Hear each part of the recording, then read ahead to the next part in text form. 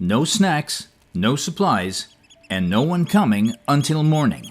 You're cold, you're hungry, and you're staring at a tree trunk wondering if bark counts as food. But what if I told you some of the most powerful survival foods in the American wilderness are already right in front of you? You just don't know how to see them yet. Let's start where most people never do, with the plant that burns bright and grows tall: fireweed. When disaster hits a forest, fire, flood, even a clear cut, fireweed is one of the first plants to return. It explodes into color with tall purple spikes and silky seed fluff that floats like cotton in the breeze. But this showy survivor isn't just decoration. The entire plant is edible. Flowers, leaves, stems. Even better, the pale green pith hidden inside the stalk tastes like cucumber and needs no cooking. In a crisis, that's a gift. And if you split open the stem and scrape out the pith, you'll find a cool, crunchy center packed with nutrients. In Siberia, it's been brewed into tea for centuries, but in the US, most people walk right past it. Not anymore, because once you know fireweed, you can recognize its younger shoots, sweet-tasting, red-tinged stems bursting from the soil in spring. Pull one, and there's a good chance it's hiding an even greater prize beneath the dirt: a long, horizontal root packed with carbs, slightly sweet, and ready to fuel a tired body. Now, let's dig deeper. Literally, burdock root. You've probably seen it before. Big fuzzy leaves, almost prehistoric looking. But below the surface, one of the most powerful edible roots in the world. 30 centimeters long, 1 inch wide, and almost equal to a potato in calories and protein. The texture, crisp like a carrot. The taste, mild, slightly earthy. Scrape it clean with your knife and eat it raw or roast it over the fire if you've got the time. In Japan, burdock is a culinary delicacy, but here, it's a wild secret, a gold mine of slow-burning energy when you need it most. Still hungry? Look up, that's not just a berry bush. It's a survival buffet. Blackberries. Or as foragers call them, brambles. These tangled vines snake through the woods and thickets, their green leaves evergreen, even through winter. Follow them closely and you'll find clusters of deep purple fruit, each one made of smaller juicy droplets. They're sweet, hydrating, and one of the safest wild fruits to eat straight off the bush. The best part? They're everywhere. From the Pacific Northwest to the Appalachian Trails, blackberries are one of the most reliable trail-side snacks you'll find. But not all berries are so obvious. Enter elderberries. To the untrained eye, these look like danger. Glossy blackberries dangling from dark red stems, exactly the kind of thing your parents warned you not to eat. But if you know the signs, clusters of ripe, deep purple fruit, and those iconic compound leaves, you've found a nutritional powerhouse. Elderberries have 3 times more vitamin C than tomatoes, and more antioxidants than most supermarket superfoods. But here's the catch: you must avoid the red ones, and never eat the stems. Only the ripe, dark fruits are safe. Get that wrong, and you're in trouble. Get it right, and you've got a medicinal, immune-boosting fruit that's been used for centuries. Next up is a plant that's almost too pretty to be true. Primrose. Soft yellow flowers, crinkled lettuce-like leaves. It's one of the first signs of spring in the woods, and one of the most underrated wild edibles. The entire plant is fair game. Leaves, flowers, stalks, even the root network hidden below the soil. And here's the kicker: it tastes good, like a wild cousin of romaine lettuce with a slightly sweet aftertaste. Its root system? A tangled mass of noodle-like tubers full of starch, fiber, and slow-release energy. In a real survival moment, that's not just nice to have, it's vital. And if you spot the orange or violet varieties, those are edible too. But before you take your first bite, pause. Because here's the golden rule that could save your life.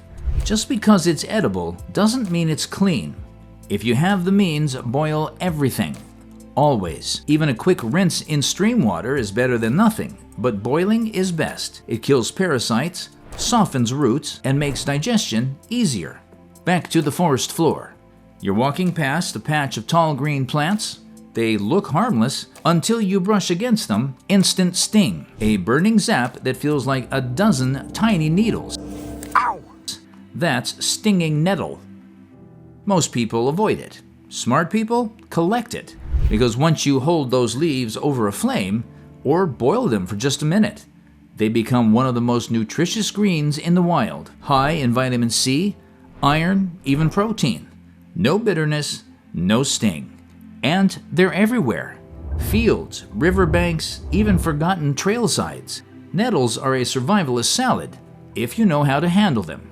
Let's switch gears, because in survival, variety matters. Not just for energy, but for morale. And this next one, it's a morale booster for sure. Red clover. It starts with the flowers, pink or white pom-poms that dot fields and meadows, packed with protein and entirely edible. But the leaves are just as useful. Look for the signature white chevron on each leaflet. That's your edible green light. You can eat them raw, but boil them for better digestion. They're mild in flavor, abundant across the US, and perfect as a fill-the-stomach food when times get rough. From there, it's a short step to a strange little plant you'll probably overlook unless you know what you're smelling. Pineapple weed. It doesn't have petals, just a greenish-yellow dome. But crush it between your fingers and the scent is unmistakable. Fresh pineapple. This low-growing wildflower thrives along paths and roadsides. Its leaves are thin and wiry. Its flower head is edible. And yes, it really does taste faintly like pineapple. A welcome change when everything else tastes like leaves. And finally, the dog rose. A delicate white or pink flower in spring becomes a shiny red fruit by fall. These are rose hips, and they've been used as food and medicine since ancient times. The catch? Inside, they're full of tiny hairs that can irritate your throat. So scrape those out first. What's left is a tangy, firm, oblong fruit packed with more calories than apples. More importantly, they survive frost, making them one of the few wild fruits still available when winter hits hard. So by now, you're not just imagining a forest, you're mapping a feast. Roots, shoots, berries, and leaves, all hiding in plain sight. And we're just getting started. Because while this first round has given you the calories and core nutrition to push forward, the next group, they'll surprise you in ways you'd never expect. In the wild, beauty can be deceiving. Some of the most dazzling flowers are dangerously toxic. Some of the dullest plants could keep you alive for weeks. But every once in a while, nature gives you both. Let's start with one of the most unexpected edible plants out there. The oxeye daisy. At first glance, it's just a big, bold version of the common daisy. Tall, white petals, sunny yellow center. But get closer, and something strange happens. It stinks, literally. This flower gives off a strong, musty, almost sour scent that turns most people away. But here's the twist. Its bright yellow center has a light pineapple flavor. Yes, pineapple. Not a perfume you'd bottle, but a flavor you might just crave when your options are running low. And while you're here, keep your eyes peeled for knapweed. Often confused with a thistle, knapweed has tight, spiky pink blossoms that look like fireworks frozen mid-blast. But this is no weed. It's a snack. The flowers themselves are sweet and chewy, like nature's candy floss, packed with trace vitamins and minerals. But don't bother with the hard brown bud at the base. It's called hardhead for a reason. It's basically bark. A few feet away, the dandelion is practically waving at you. Bright, yellow, easy to recognize, and completely edible from root to flower. Its younger leaves are best, less bitter, more tender, but the real power lies in its nutrient content. Dandelions are rich in potassium, iron, and even vitamin A. In fact, they've been used in traditional medicine for centuries. Pick the leaves for a quick raw snack or brew them into tea to calm your stomach. In survival, dandelion is dependable. Now let's talk about something with a little more attitude. The thistle. Covered in spines, bristling with needles, every part of it dares you to touch it. But those who know, know. The thistle hides one of the most underrated roots in the wild. Its taproot is long, fibrous, and full of slow-burning carbs. Dig it up, clean it off, and eat it raw like a carrot, or cook it to make it softer. The outer leaves and stalks are technically edible too, but you'll need to trim away every single spine first. That makes it more effort than it's usually worth. The thistle teaches a valuable lesson. Sometimes the most painful plants offer the biggest payoff. Let's sweeten the deal, because this next berry looks like something you'd never dare to eat. Red, glossy, nestled between sharp thorns, but this is hawthorn. And when properly identified, its berries are completely edible, high in antioxidants, mildly sweet, and with a texture somewhere between apple and plum. But caution, each berry contains a rock-hard seed that can crack your teeth if you're not careful. Pop the seed out and you've got a bite-sized survival fruit with centuries of use in traditional heart medicine. Not bad for a plant best known for its thorns. But if hawthorn is a surprise, then the rowan tree might just blow your mind. Also known as mountain ash, rowan trees grow throughout cooler regions of the U.S., especially in higher elevations. Their bright orange-red berries hang in clusters like Christmas ornaments, but it's the leaves that give it away. Each one shaped like a ladder divided into 15 sharply toothed leaflets. The berries themselves are high in vitamin C, tart but edible once ripe. In some cultures, they're turned into jams or wines. In a survival situation, they're a bright, juicy source of fast energy. Just make sure you're picking the right berry. A brown star-shaped stud at the base is your confirmation mark. And speaking of classic wildflowers, let's not overlook the humble common daisy. Shorter than its oxeye cousin, but just as valuable. Its small white petals and yellow center are totally edible, mild, slightly grassy, and surprisingly energizing. When food is scarce and energy low, a handful of daisies can offer a burst of sugars and trace nutrients to keep you going. And unlike many other flowers, they're easy to spot in grassy fields, clearings, and meadows across the country. But maybe you're craving something heartier, something warm even. Enter the crabapple. These small, sour fruits range from golf ball to tennis ball size and come in shades of green, yellow, or bright red. Raw, they're mouth-puckeringly bitter, but boiled down into puree, they transform. All you need is a pot, a fire, and a little patience. Chop them into small pieces, add water, and boil until the fruit breaks down into a thick, tangy mash. Crabapple puree isn't just more palatable, it's comforting. And in survival, comfort can be a powerful fuel. Now let's take a walk under the trees, because not all good food grows at eye level. Acorns. Yes, the same ones squirrels go crazy for. But for humans, acorns are a hidden powerhouse of calories and fat. Raw, they contain bitter tannins, not toxic, but unpleasant and hard to digest. But leach them in water, cold or hot, and that bitterness fades. What's left is a starchy, nutty food that can be roasted, ground into flour, or eaten straight. In fact, Native American communities have used acorns for centuries as a staple food source. With the right prep, they're one of the most filling wild edibles in North America. Still under the trees, we come to pine needles. Not a food exactly, but a surprisingly nutritious tea. Rich in vitamin A and vitamin C, pine needle tea tastes minty, refreshing, and is perfect for warming up after a cold night. Just steep the needles in hot, not boiling, water for a few minutes, and while you're out there, don't forget the pine nuts. Yes, the same ones you've seen in pesto.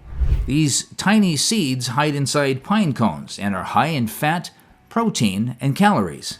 They're tough to gather in bulk. Squirrels usually get there first, but if you're persistent, they make a high-value trail snack.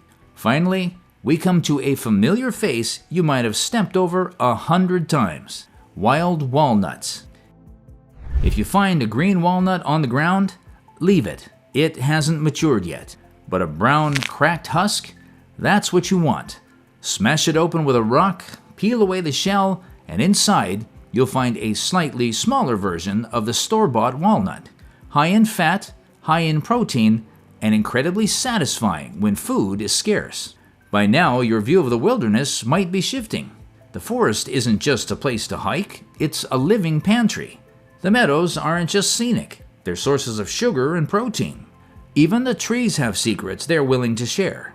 And here's the best part, none of this is exotic. Every plant we've covered so far can be found across wide swaths of the US. You've gone from seeing flowers to spotting food, from walking through nature to walking with knowledge. But we're not finished yet, because in our final chapter, we'll uncover the quiet champions of survival, the overlooked, underappreciated plants that can keep you going even when the wild turns unforgiving. Let's find out what's hiding in your pocket of the world. Let's face it, when people imagine survival food, they picture something dramatic. Hunting game, spearing fish, maybe tearing bark off a tree. But here's the truth. Sometimes survival is quiet, unassuming. It's in the little things. The plants you'd walk past without a second glance might be the ones that actually keep you alive. So let's dig into the low-profile legends of the wild, starting with a plant that packs an unbelievable punch for its size: poppy seeds. They might look like specks of dirt, tiny, black, kidney-shaped, but per gram, these seeds contain 5 times more calories than chicken breast and 3 times more than steak. Let that sink in. Tucked inside dry pods that rattle when shaken, poppy seeds are a high-fat, high-energy food that's nearly unmatched in the wild. They're not easy to harvest in bulk, but if you find a few mature seed pods, crack them open and collect what you can. In survival, these little seeds are big players. Next, look down at your feet, literally, because growing right underfoot might be one of the most recognizable symbols in the plant world. Clover. Specifically, red or white clover, both completely edible. Its flowers, small and puffball shaped, are sweet and protein rich, but the secret is in the leaves. Each clover leaf is trifoliate, 3 leaflets, and the edible ones will show a distinct white chevron across each leaf. That's your signal, a tiny white crescent that says, yes, this one's safe. You can eat clover raw, but boiling it makes digestion easier. And in survival situations, the ability to identify a low-to-the-ground snack that grows in meadows, roadsides, and even backyards, that's priceless. Speaking of backyards, greater burdock leaves. You may have already met its root in Chapter 1, but up top, this plant is just as striking. Giant, fuzzy, crinkled leaves grow in thick rosettes, often as wide as your shoulders. They're not as nutrient-dense as the root, but they're edible, and when boiled, they become a fibrous, filling green that helps round out your survival menu. They also make excellent natural wrappers. Stuff the leaves with roots, berries, or even fish. Then steam or roast them in a pit fire. Primitive cooking done right. Now let's take a moment to talk about something incredibly valuable: knowledge. Because when it comes to 2 common wild trees, hawthorn and rowan, knowing how to tell them apart could save your life. Let's start with the leaves. Rowan leaves are feather-like, made of 15 or more tiny leaflets with sharply serrated edges. They resemble ladder rungs or fern fronds. Meanwhile, hawthorn leaves are more irregular, often lobed, and with a tougher texture. Then there are the berries. Rowan berries are orangey red and grow in tight clusters, each with a tiny brown star-shaped stud at the base. Hawthorn berries are brighter red, more spherical, and grow singly or in loose groups. Inside is a single stone-hard pip. Both are edible, both are high in vitamin C, but both also have close lookalikes that aren't safe. That's why proper identification matters more than anything else. Which brings us to a crucial point. In every chapter so far, we've mentioned boiling, washing, removing seeds, or scraping out hairs. This isn't optional. Just because something is technically edible doesn't mean it's ready for your stomach right away. You wouldn't eat raw chicken. Don't treat wild food any differently. If you're ever unsure, boil it. If it looks questionable, skip it. So, did any of these edible plants look familiar? Or did one of them completely change how you see the forest? Let us know what surprised you most in the comments. And if this sparked your curiosity, there's so much more to explore. Subscribe for more discoveries that reveal just how extraordinary our natural world really is. One survival secret, one forgotten wonder, one revelation at a time. This is Stellar Eureka, signing off.